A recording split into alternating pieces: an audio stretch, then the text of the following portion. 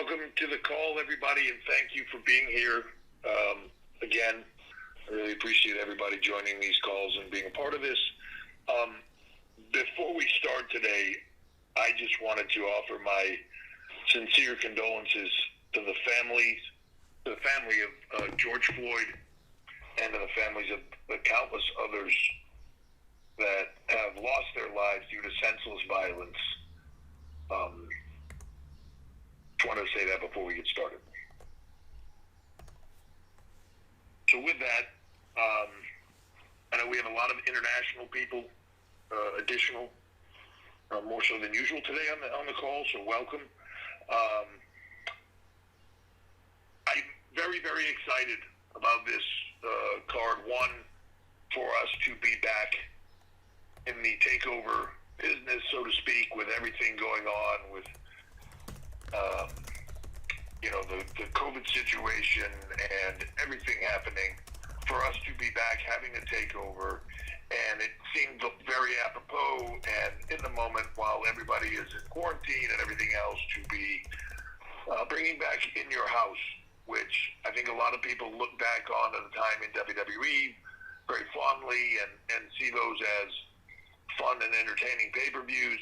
I'm excited to bring that back. I think there will be a lot of fun little history pieces and things that people will enjoy in this that will be very retro, but will make them current to today.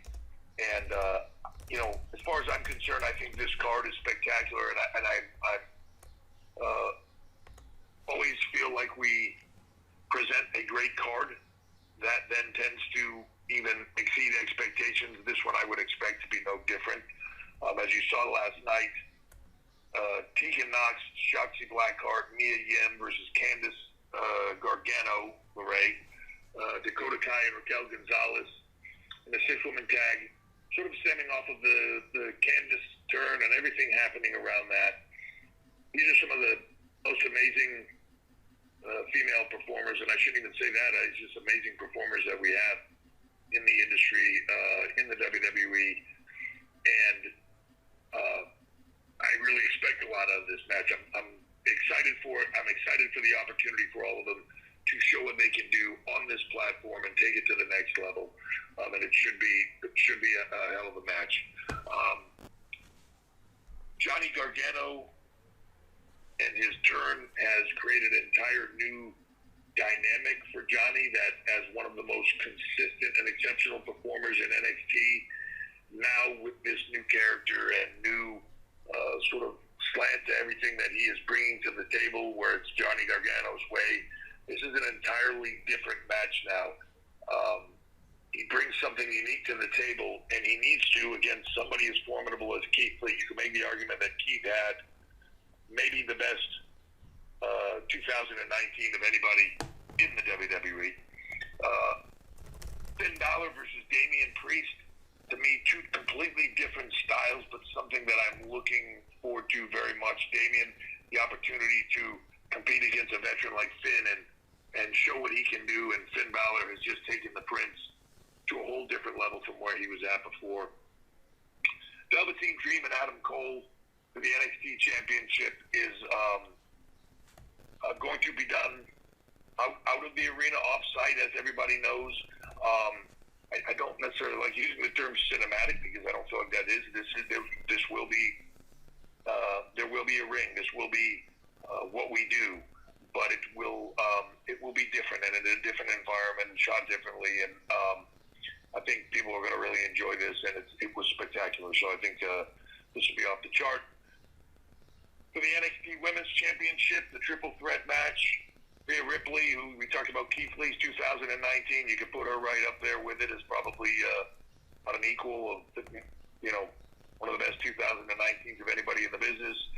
Io Shirai, one of the most consistent performers that we have, and probably in ring, maybe the best female performer in the world, my opinion.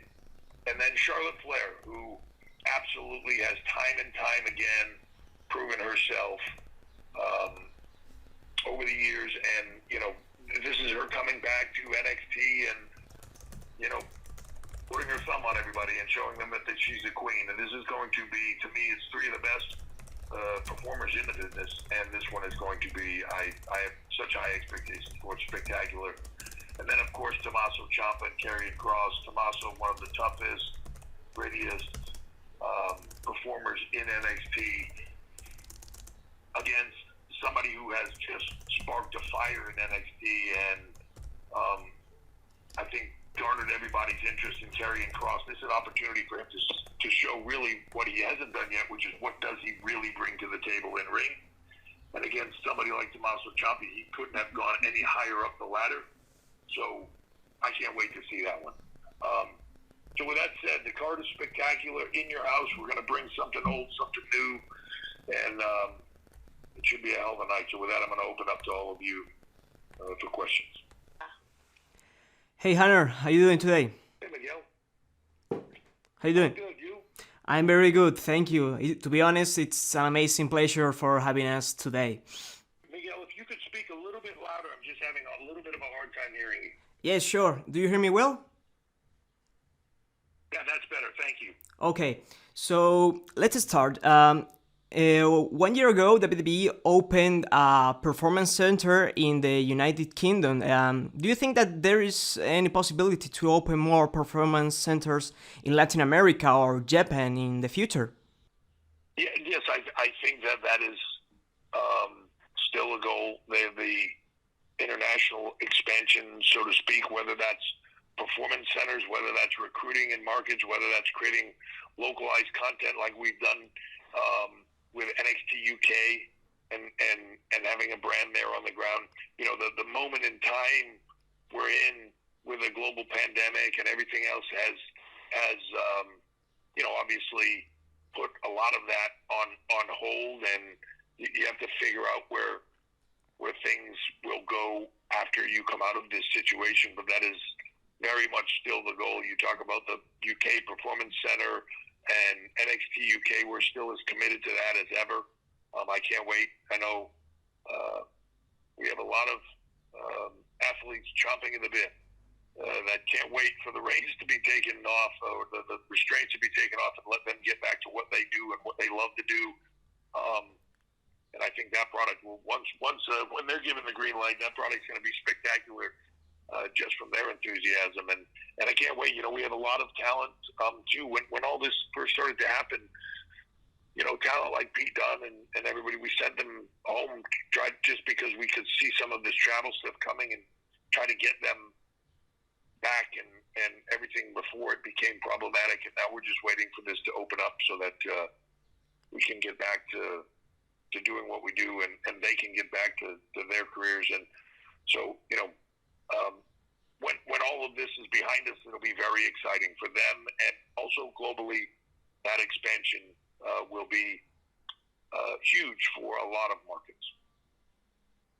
Okay, thank you so much, Hunter. And again, it has been a great pleasure to talk with you. And I hope that NXT TakeOver in your house is going to be a great show. Thank you. Thank you, sir.